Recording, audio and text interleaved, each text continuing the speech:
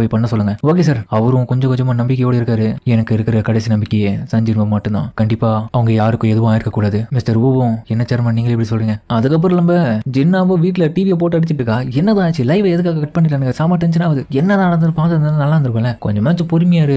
Signal கிடைக்காம இருந்தனால கொஞ்ச நேரம் நம்ம வெயிட் பண்ண தானே திரும்ப சிக்னல் கிடைக்கும். எப்படின்னா போங்க, டிவி வந்தா பாக்குறேங்க, நான் போயிட்டு படிக்கிற வேலையை பாக்குறேன் அப்படின்னு சொல்லிட்டு அவ அந்த கிளம்ப. சரி உன் விருப்பம் தான் அப்படின்னு அவங்க அம்மா சொல்ல. அதுக்கப்புறம் இப்ப ஜாப்பனீஸ் பிளேடு கில்ட் சண்டை வைஸ் கில்ட் மாஸ்டரும் சார் அந்த இடத்துல ஜாமிங் சிக்னல் எல்லாமே இப்போ செயலிழந்து எல்லா விதமான ஆட்டும் இப்போ தீவோடைய மைய பகுதிக்கு போயிருக்கு. அதுவும் அந்த டனல்ஸ் இருக்கிற இடத்துக்கு. அது மட்டும் இல்லாம எங்களுக்கு கிடைச்ச தகவல் படி நம்மளுடைய கில்ட் மாஸ்டர் கண்டிப்பா இறந்துட்டு இருப்பாருன்னு நினைக்கிறேன். அவர் திரும்ப வரதுக்கு வாய்ப்பு இல்லை. ஏன்னா அவர்கிட்ட இருந்து எந்த விதமான ரெஸ்பான்ஸும் இல்லை அப்படின்னு சொன்ன அடுத்த நிமிஷம் பார்த்தா என்ன நடந்த விஷயத்தை காமிக்கிறங்க. அவன் செத்துட்டு அவ்வளவுதான். என்ன பண்ணுவீங்க தெரியுது. மொத்த டேட்டாவை எடுத்துட்டு தான் வரீங்க நீங்க. சரி ஓகே சார். அடைச்சா கோட்டோர் ஐஜியை போயிட்டான். இதுக்கப்புறம் இது எனக்கு மிகப்பெரிய இழப்பு. அவனுங்களால என்னதான் பண்ண முடியுதுன்னு பார்ப்போம். இன்னொரு பக்கம் உள்ளுக்குள்ள சண்டை வெறித்தனமா போயிட்டு இருக்கு. ஹீரோவும் சரி இப்போ என் நிலைமைக்கு நீங்க எல்லாரும் இந்த இடத்துல எந்த நல்லா இருக்காது. நீங்க எல்லாருமே இந்த இடத்த விட்டு கிளம்புங்க. நான் இதை பாத்துக்கிறேன். இவன் உங்களுக்கு ஹெல்ப் பண்ணுவான் அப்படின்னு ஹீரோவும் அதுக்கப்புறம் அந்த கீழே இருக்கிற எறும்புகளையும் அரேஞ்ச் பண்ணலாம்னு சொல்லிட்டு போகும்போது வரான். என்னடா பண்ற அப்படின்னு இவங்களும் பேசிட்டு இருக்கும் போது திடீர்னு பார்த்தா அந்த இடத்துக்கு ஒருத்தனும் வர. அந்த இடத்துல கும்பல் கூடி இருந்த எறும்புக எல்லாமே இப்போ அவனுக்காக வழி விடுதுங்க. இந்த ஆரோலாம் பார்த்துட்டு பயங்கரமா இருக்கும்.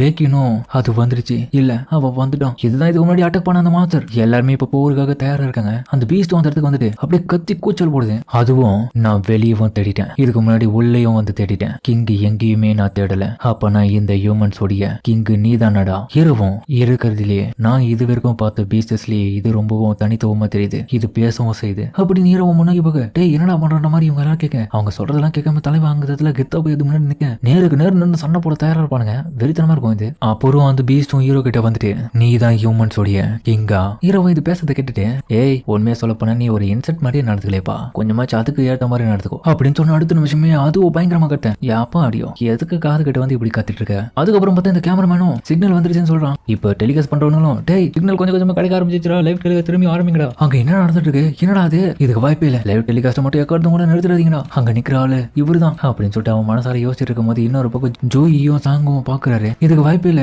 அவன் என்ன அங்க பண்ணிட்டு இருக்கான் அப்படின்ற மாதிரி இவங்க ரெண்டு பேரும் ஷாக்காவே அதர் கில்ட்ட சேர்ந்தவங்க எல்லாருமே வாய் அடிச்சு போய் பாக்குறாங்க. போன்ல லைவ் டெலிகாஸ்ட்ல சின்ன வீட்டுல இருந்து போன்ல பாத்துட்டு டேய் அண்ணா நீ அங்க என்னடா பண்ணிட்டு இருக்க.